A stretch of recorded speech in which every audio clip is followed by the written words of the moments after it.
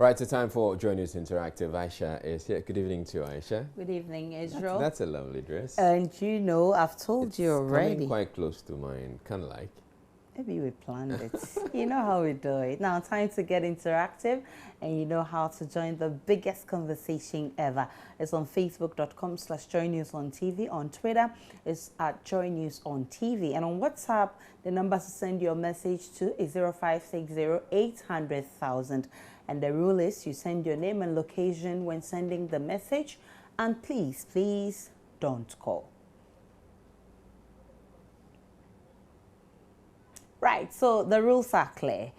I would rather lose the elections than restore teacher trainee allowances. That's according to President Mahama, as he calls the bluff of persons agitating for the restoration of the teacher trainee allowance. Now, government's decision to scrap the teacher trainee allowance and replace it with the student loan has been heavily criticized, with the Teacher Trainee Association of Ghana, the mother association actually of trainee teachers, venting its spleen on government.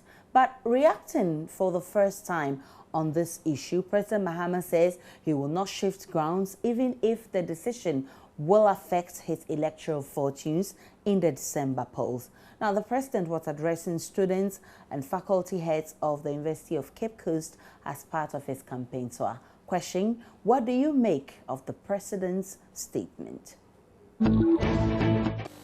John Dramani Mahama, or His Excellency, I can say he's engaging in political gimmickry or political inconsistency. He has been very much, you know, not precise with his policies. Even, in fact, he hasn't even brought up one policy. And then the existing ones that are meant to help teacher training and nurses, you have cancelled them. He said what? He would rather raise second term. Mahama is a joke. He is not serious. I want to say that change is coming. He is just saying this to, you know, let's say, calm the heart of the undecided Ghanaian. But this particular election is about Ghanaians versus the NDC. And no matter what gimmickry he finds himself partaking, Ghanaians are not taking part in it. He knows that you have promised a lot. So all the promises are not going through. So he said he can't promise, he can't promise. So I think people should advise themselves in what they choose or who to bring on power. We have so many sectors of the economy. And the teachers training institution also form part of the sectors of the economy. So you telling us that you will lose the election rather than to restore that, I don't see the here and there of that statement that he made. Maybe he has a reason or factor behind what he said. To me particularly, maybe he's just saying it in order for people to attract votes from other public. Because looking at even the promise that he made during the last election that he made, that he's going to build schools, he has sworn at this and that. But here's the case that at the end of the 4 years, I think the maximum that he was able to do was 10. So now people are, he's trying to come out and correct himself that this time around he's not going to make any promises that he knows that he cannot fulfill. Maybe that's why he's going by that. These things happen in the West a lot. In our side of the world, it is difficult to get a typical African leader to give you such things. If he truly means it, then it's good. It means in building the country, we're looking at issues and not just what satisfies the masses. If he can truly do that, I think that he makes him one of a kind anyway. Right, we still have more messages on our Facebook platform. Yes, we do. Aisha Prince Nudin says, it's obvious that John Mahama is going to lose the coming election. Besides, he's scrapping the trainee allowances. In fact, the over 48,000 teacher trainees, including the nurses, are angrily waiting to punish the NDC come December 7, inshallah. Hashtag change is coming. Boitina says, very unfortunate, uncalled for and unnecessary comment. Israel, President Mahama has suddenly become arrogant, and I tell you, this is alien to the presidency. He will certainly lose the elections. Nurses, teacher, trainees will surely teach him a lesson. And Alex Sasu says, after increasing our debt from 9.5 billion to 105 billion, you still can't pay these allowances. Even those who had less resources before you paid. Incompetence and wickedness, you will surely go. Francis Conto says, I think he will be, I think he's been honest. He's been honest with Ghanaians, doesn't want to promise that he will restore, whereas he knows he won't, though he couldn't fulfill all his promises during the 2012 elections. And Kwesi Boateng says then he should prepare for his loss because all his actions and inactions point to the fact that he is leaving the Flagstaff House. JM Chasso, you say. And Gilbert Kobna says, so be it. His wish will be granted him on December 7. I'll start with Robert from Somenya. He says, Aisha, who stands to gain? And hashtag Ghana gains and hashtag JM Swaso. And that's from Robert. Papa Tieku from, okay, Dominic Eduku says, Mahama don't have anything to say. And that is why he's making those comments. And this one from Tornado, he says, Mahama, then you will lose the election because you are not showing love for the need. And this is coming from who? Zachary Ibrahim. He says, I think it's a good idea to restore trainee allowances, JMD Twaso. And those are some of the messages coming. Mohammed Adnan from Salaga says, this our president spy is funny. He's a joke. He has forgotten that the polling officials in most constituencies are teachers. I can't think far with this, our president. I am for change. And those are some of the messages on our WhatsApp platform. Now, the flag bearer of the Progressive People's Party, Dr. Pakwesi Indom, has chided Mahama and Akufo-Addo over what he describes as children politics being engaged by the two. Dr. Indom, who spoke through a video news release, said he was not amused by the comments made by President Mahama in an interview recently. Now, let's watch that video of Dr. Pakwesi Indom, and then we can take your comments. What is this behavior all about? Then Akufo-Addo talked about Mahama had been insulting him, that he had called him dictator, he had called him all sorts of names. So now Mahama says, but he did that first. He insulted me first. He wasn't direct, but he says perhaps Akufo-Addo called him a thief, and so on and so forth. He called me incompetent. And so now I can also call him some names. What does this have to be about wanting to be president? What is presidential about this? And is that what Ghanaians are looking for? That we have people going around the country from place to place, and one saying this about this one, the other one saying the same thing the other way around about the other one. Is that what our politics should be all about? Is that you can say just about anything and get away with it? And what sort of politics is this? And yes, Mahama can go around and pretend that he hasn't heard or read about the things about somebody's health. So he can say, as for me, I won't campaign on Akufo-Addo's health. Then Akufo-Addo will also say, as for me, I won't campaign about certain things to do with Mahama. But they are doing it. They are doing it. So this is children politics. Is that what Ghanaians want? That there's a better road to achieving a stronger, more prosperous Ghana. That's the high road. That's the road we in the Progressive People's Party, that's the road we'll travel on. Okay, so that is the flag bearer of the PPP, Dr. Pakwesi Indom. And here are your comments on Facebook from Azuri. He says, this is all about lack of vision and focus. And from this, you didn't add your name. He says, it's the NDC that behaves so. Mahama is like an assembly man. And from Ali from Y, he says, Dr. Indom should forget about the presidency and concentrate on his business. Ghana is not for a business venture. And this one is coming from Alawa, he says, hashtag Alawa. We are really suffering in school without the allowance. We are only pleading with you, Okay, he's still talking about the president. And this one is coming from Evans, Kwesi Evans from Mankasin. He says, Aisha, I'm not surprised at all considering the position of the president. He sees himself losing, but come to think of it, is Dr. Indum also serious? I'm beginning to dislike his style of approaching serious national issues. And let me take this final one. It's from A. Berima Kwabaji. I haven't read your messages in a while. He says, this is a decisive and bold precedent. He won't be pressured into reducing fuel prices and releasing taxi drivers from prisons for votes. This is the president who takes bold decisions.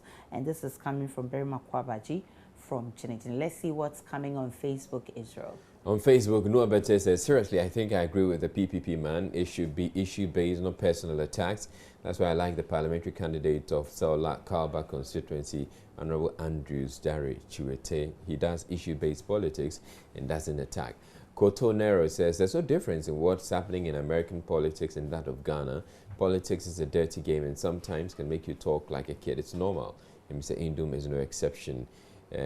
Ahu Dekwa says, Dr. Papakwesi Indum, I pray God will elect you to be a president. Most of the minorities are making noise, but Dr. Papakwesi Indum has set example by creating jobs for Ghanaians to be employed. You can't compare Dr. Papakwesi Indum to Nanado. Michael Opare Kesi says, I think Dr. Indum should stop wasting his money on politics and concentrate on building an empire for himself and the family. And Musa says, it's sad, Ghana has never given this man a shot.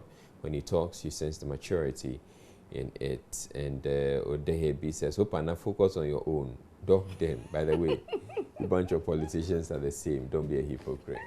Very interesting comments, Israel. But finally, today marks World Literacy Day, a day set aside by UNESCO to actively celebrate reading and also draw people's attention to the importance of reading. So the simple question we asked you is, what book or the most interesting book you have read, if you want to share that with us? I think Romeo and Juliet. You know, growing up as adolescents and, you know, mature teens, we were so much into the love story, so it was the passion of the time. So Romeo and Juliet still is my best. I'll take Romeo, although I wouldn't want to be him, because dying for love, well, it has several consequences anyway. Yeah, the book is Grief Child. It's a novel and it's about a guy called Edu, whose parents died and left him behind. So he was carried to a stepfather. Yeah. So his stepfather was the one who's taking care of him up to the time he grew up. Motivates me a lot. It's like the guy was nobody, but like as he was adhered to his stepfather, he was able to get to somewhere. The title of the book is The Gods Are Not to Be Praised. Like I said, the main focus on this guy called Odowale. And like I said, in the case of the story, Odowale got married to the own mother. And there was so a lot of things that you can learn from the book. One thing I can remember that I liked about this book was the gods later, they concluded in the story, like as a human being, we must always be trustful to each other and Peg Your Pawn and Beneath the Cover. I like it because of the way Moses is blind and no one is being his friend because of his blindness, and Sarah is the only one who is his friend, and in the end they get married. We should not look down on blind people because they are also human beings. It was a social studies book. I was in Accra Academy, Accra Academy, I think Form 1, and I read Knowing Oneself. After that, I believe I took a very deep retrospective thought about myself and appreciated my strengths and my weaknesses, and that's made me a better person.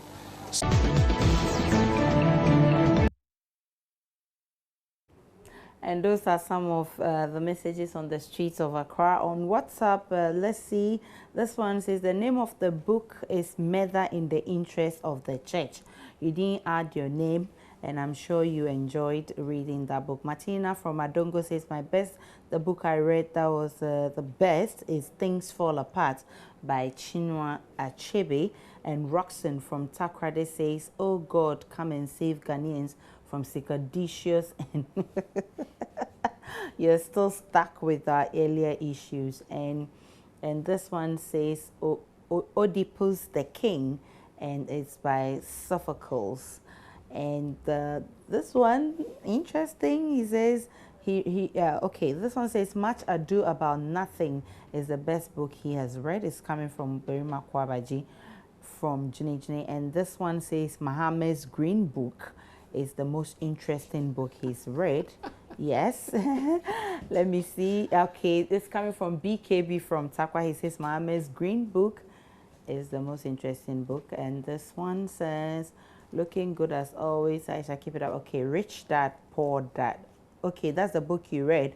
Rich Dad, Poor Dad. And it's coming from Kate from Dansoman. Thanks, Kate, for the compliment. Israel, so what's the best book you've read and you never forget? How to Win Friends and Influence People by Dale Carnegie.